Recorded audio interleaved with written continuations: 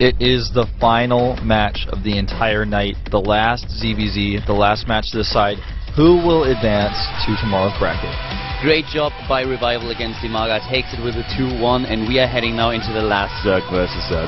Roro defeated Dimaga as well, he took it with a 2-0, now the two are meeting each other, and only one can go on. Yep, and the first map is going to be Belshire Vestige. The map is already loaded, let's jump into the game right now.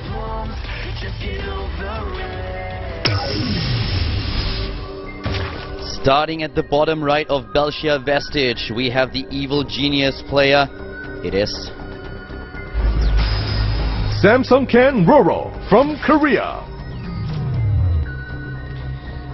Roro is a great player here, and it's actually not Korea.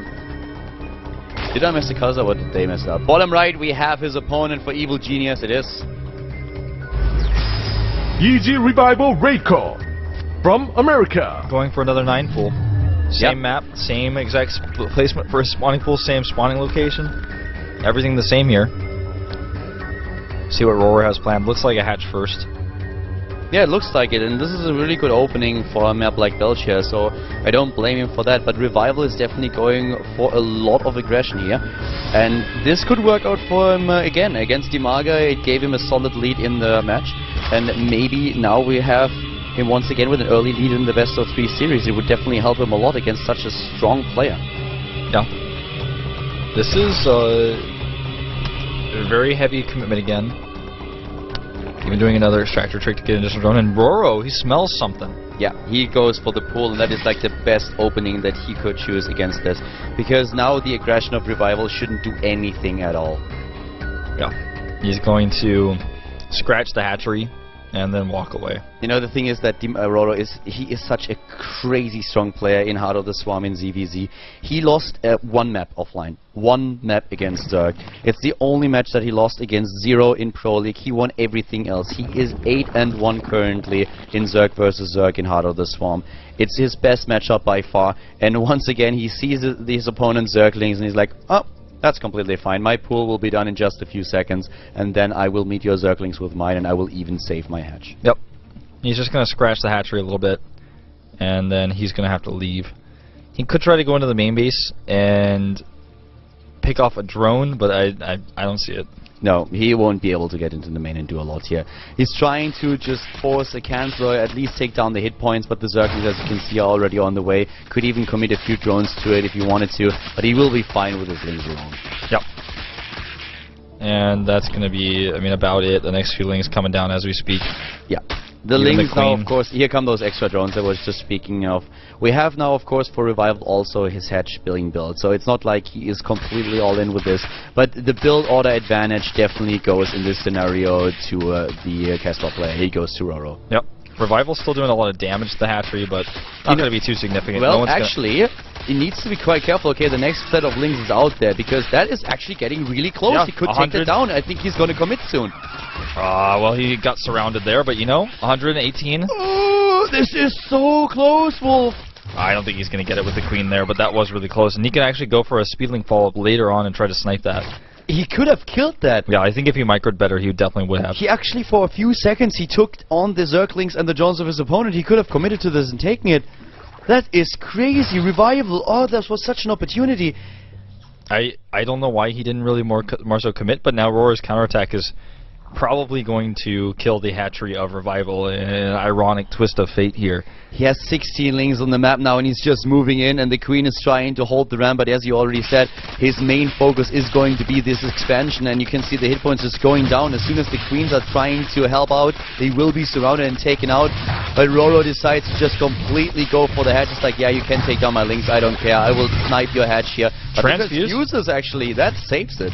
What a crazy first game we're having here. Both players back and forth aggression with slow lings on the hatcheries. Yeah, I didn't see the energy on the queen, but with the transfuse she was able to make that happen. More lings now coming in and the spine collar being dropped.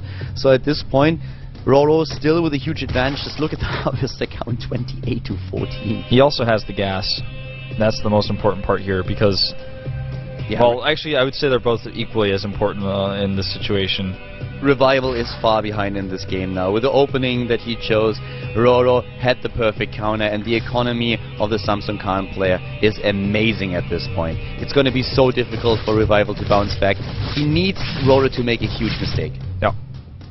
I mean, I just... Revival... He doesn't have speed, he doesn't have... I mean, he tries to get the hatch here, but that's not even going to work. I mean, he's going to try his best here. That is definitely that's definitely true, and he will try to find maybe an opening, a timing that he can use. But the harvester count is so significantly in Roro's favor that his economy is going to be incredible. And Revival, the only thing that he could really do is maybe trying to hit a timing here, but he doesn't even realize how far he's behind, I feel. Yeah, that's very well said. I don't think he does either. Just a little bit of a run by here by Roro with this many links. He can get in and scout whether there's a roach timing coming to follow this up, whether he started lair.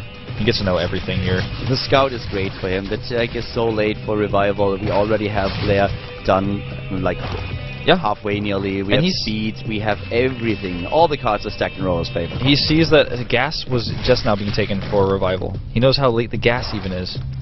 Knows he's going into 4 gases as well. Everything known here. And he's just going to go into double upgrade and start making some roaches, and nothing that Revival does is going to break him, most likely. Yeah, he's just going to go in with roaches and speed. That's the only thing that he has to do. He doesn't have to do anything more. He can go take a 3rd base. For him, it's really only the question, okay, how do I finish him? I am so far ahead. I can take this game. I have to just choose one path that I can go down and then commit to it, and I will win this. If he's indecisive, then he could give Revival the opportunity to bounce back into this game, but I don't see it happening. We have Roach speed started, and with 1-1 and Roaches, he is going to just go and take down Revival. I do not see anything else happen here. Revival, if he scouts it, might heavily commit to maybe even a lot of spine crawlers, but that is then going to be it. I mean, yeah, the more spine crawlers he makes, the more drones he loses. To make a spine, you lose a drone. Just how it is. Call me crazy. This is one of those myth things won again. We have Roro with the lair tech at his natural, and the lair is nearly dead. Wasn't it at some point true in StarCraft that if you upgraded a damaged hatch to lair, that the lair spawns with full HP, or am I crazy here? I think in StarCraft 1 that's how it was, but I don't know about StarCraft 2, to be honest. I'm like, I think you're right, but I'm not sure enough to answer your question. With an Overlord moving it into an Overseer, it works. Same with the Corruptor becoming a Broodlord. Yeah, exactly. I feel it was at some point also the case for Lair. I think that was the thought process for Roro, because there's no other reason why you would ever do that. Of course, you try to hide, but still, that is like the most riskiest Lair that you will ever see in your entire life.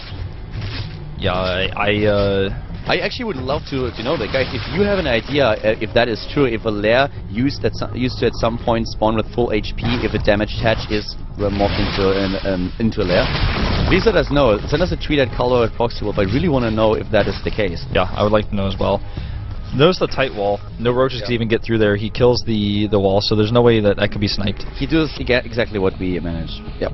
That still baffles me a little bit. I know it's true for units, but I'm not quite sure. I think at buildings at some point it happened, but yeah. For now, of course, this is what we expected earlier when we saw the upgrades and the tech dedication. He's moving in with the roaches. He has the 1-1 upgrades. He is doubling his opponent's roach count, and Revival has only 1 spine crawler. Speed is about to finish too. Upset. He doesn't even have to micro too much here. This is an A move now. Revival just chose a strategy that didn't work against Roro's opening, and he was falling far behind as a result. He was trying to snipe that hatch, and if he had gotten the hatch, then it would have been a different game. But with Roro saving it, he can now just take down Revival and win this game. Yeah, and he's camping here. He can start to kill the evolution chambers. He can take the hatch down, and that's exactly what he does. He has another base to the left side, so Revival was trying to establish himself a 3rd, but now with all those drones heading over, this is something that Roro knows, but he doesn't even have to care about it. This is a numbers game, and with 7 roaches against 32, you can take an educated guess who's going to win. GG, and Roro takes game number 1. Yeah, very strict. I mean, he tries the same thing that he did against Imaga. Roro is ready, doesn't lose the hatch. And Revival, what kind of lost him the game was really that for a second with those links, he attacked his opponent's Zerglings and the drones. He could have taken down the hatchery, and then maybe he could have bounced back. Here we have the winner of the match. We have Roro. And he takes the lead now against Revival. Yeah, you can see Revival here, chatting with the coach there, and it's really stressful to be in this situation. You know, this is the last game potentially. It all comes down to if you lose. If you mess it up, it's all over. So really got to pull himself together here, and Roro is, on the other hand, just one game away. Most picked map tonight, Neoplanet S, is going to be our next map. Yeah, map number 2 here, Neoplanet S. Let's find out if Revival is able to come back into the series. He is down 1 game already now against his opponent. Roro played well on Belcher Vestige. Neoplanet S is the last chance of Revival to advance. One of those 2 Zerg players will advance. In total we have 2 Zergs, 4 Terrans and 2 Protoss that are going to play tomorrow. That much is for sure already. Not a single foreigner was able to advance. And this, of course, Roro in a 1-0 lead. Roro, a GSL champion. You can see the pin on his shirt right now. Means a lot. The first Castle player to win a GSL. And he's looking really strong here. A lot of people favoring him to make it all the way to the finals. He did not have his best run ever this season of the GSL, but you know, another Zerg did take that spot against Innovation. But he's just a really strong Zerg, especially in this matchup. This is the second. If he had lost, if he loses this, it'll be the second time he's ever lost a map. Offline ZVZ, like you said. Exactly, a map, not even like a best of 3, but just a map. So he's incredible in this matchup. He is nearly unbeatable. He's basically in ZVZ what Innovation is in TVZ. We are jumping into the game right now. The game is live. We are in game number 2.